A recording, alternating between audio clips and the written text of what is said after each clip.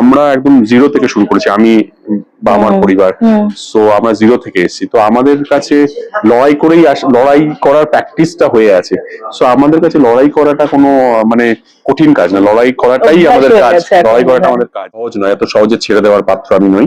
সে যেই হোক না কেন, যত বড়ই নিজেকে কেউ এটা ভাবুক না, ছেড়ে দেওয়ার পাত্র আমি নই। অসভ্য, অশিক্ষিত, অমানুষ, হ্যাঁ, তার তার মতো করে আমি তার মতো করেই আমাকে বলতে হবে নট। সবার সঙ্গে বন্ধুত্ব হয়তো করতে চাই না, কিন্তু আমি একটা জিনিস মনে করি যে আমি তোমার যদি উপকার না করতে পারি, আমি তোমার অপকার করবো না। এটা আমার প্রথম। আমার বউয়ের পাশে দাঁড়াবো না, কার পাশে দাঁড়াবো? আমি যদি আমার পরিবারকেই না সেভ করতে পারি, আমি যদি আমার পরিবারের পাশে না দাঁড়াতে পারি, আমি অন্যের পাশে দাঁড়াবো, এটা একটা মিথ্যে, এটা মানে এটা ভুল কথা বলবো। অবভিয়াসলি কোনো অন্যায় দেখলে আমি দাঁড়াবো না, সেটা সে কি করে বলো? সে তো আমাকে ওইটুকুনি সময়ের জন্য চিনছে।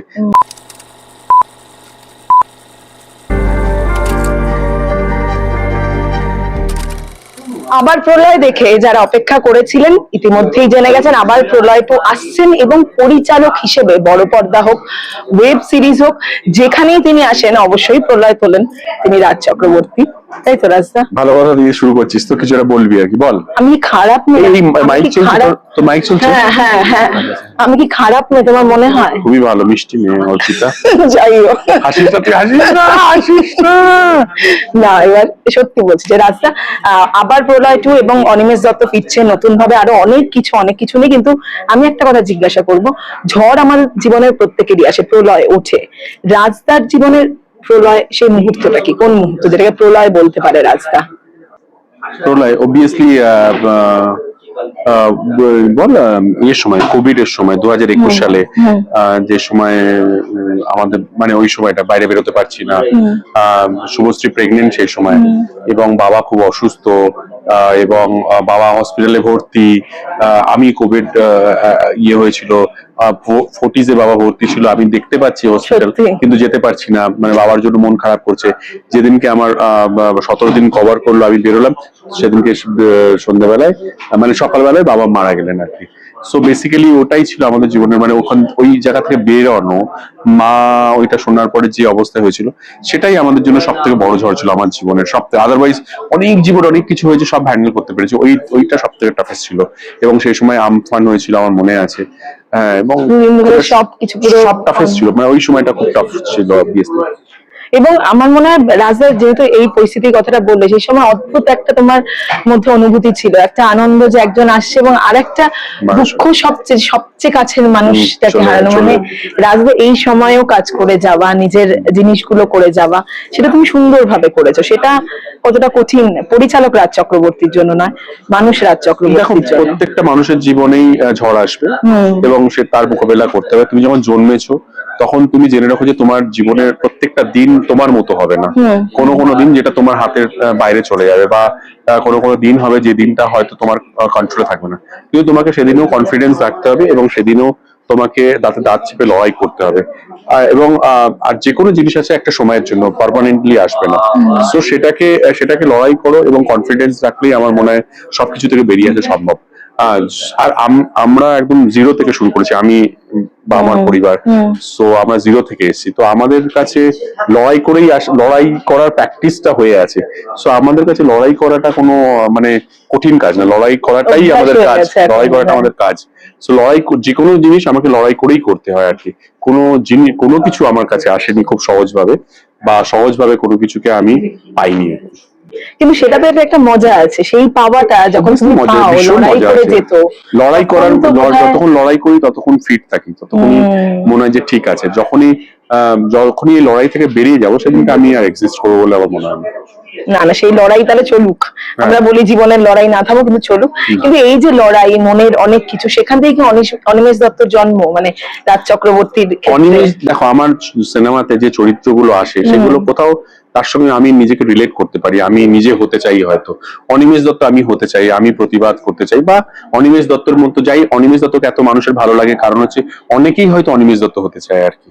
সো বেসিক্যালি এক একজন এক এক রকম ভাবে হয়তো তার প্রতিবাদটা করে। সো অনিমেষ দত্তর প্রতিবাদটা একটু কেওড়া, আমিও একটু কেওড়া ওয়েতেই প্রতিবাদ করতে ভালোবাসি, তাই আমার সিনেমাগুলোর মধ্যে আমার হিরোরা একটু ক্যাওড়ামি করে আর কি, বা আমার চরিত্রগুলো একটু, আমি ভীষণ কালারফুল চরিত্র দেখতে পছন্দ করি আশেপাশে, কারণ আমি প্রচুর চরিত্র দেখেছি, প্রচুর যেভাবে যেখান থেকে জার্নি করে এসেছি, থিয়েটার থেকে আরম্ভ করে এত কিছু করেছি জীবনে, তো সবকিছুর মধ্যে এত মানুষ দেখি, এত এত এত এত রকমের মানুষ দেখেছি, কিন্তু কোনো না কোনো ভাবে সেই চরিত্রগুলো আমার কাজের মধ্যে, গল্পের মধ্যে আসতে থাকে আর কি।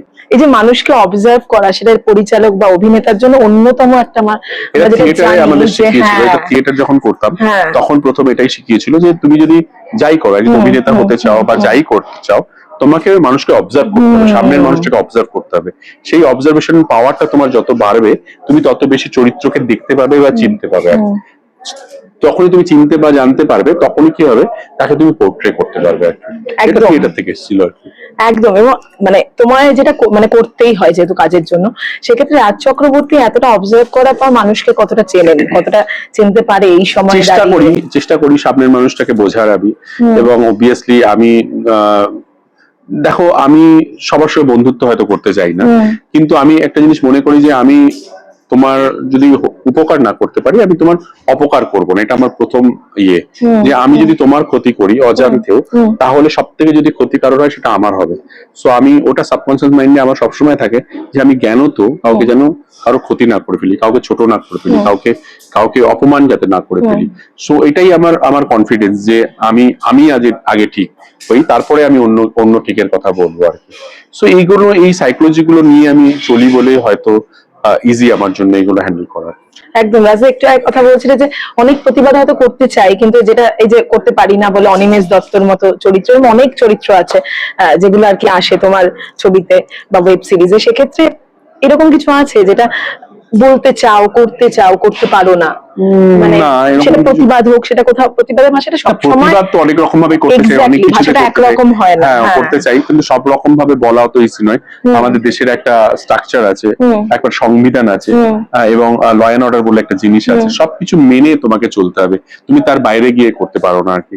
সো যখনই সবকিছু মেনে চলতে হয়, তখন তোমাকে অনেক বেশি সংযত থাকতে হয় আর কি।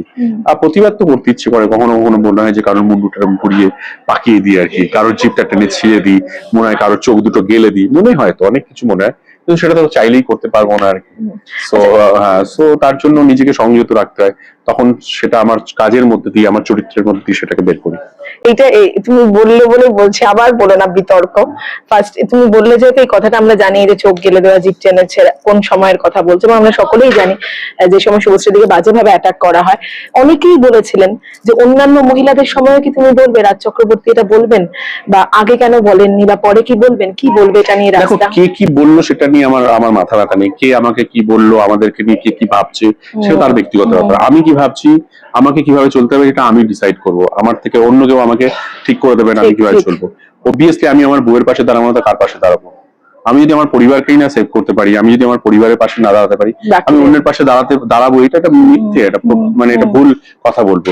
অবভিয়াসলি কোনো অন্যায় দেখলে আমি দাঁড়াবো না, সেটা সে কি করে বলবো? সে তো আমাকে ওইটুকুনি সময়ের জন্য চিনছে, দেখছে আমাকে, সে কতটা চেনে, কতটা জানে আমি কি করি, কিভাবে চলি, আমার প্রতিবাদের ভাষা, এই যে তোর সঙ্গে কিভাবে কথা বলছি, ক্যামেরা যখন চলছে না, তো সে কখনো ভাবতেই পারবে না যে আমি মানুষটা কেমন আর কি। অত ইজি নাকি?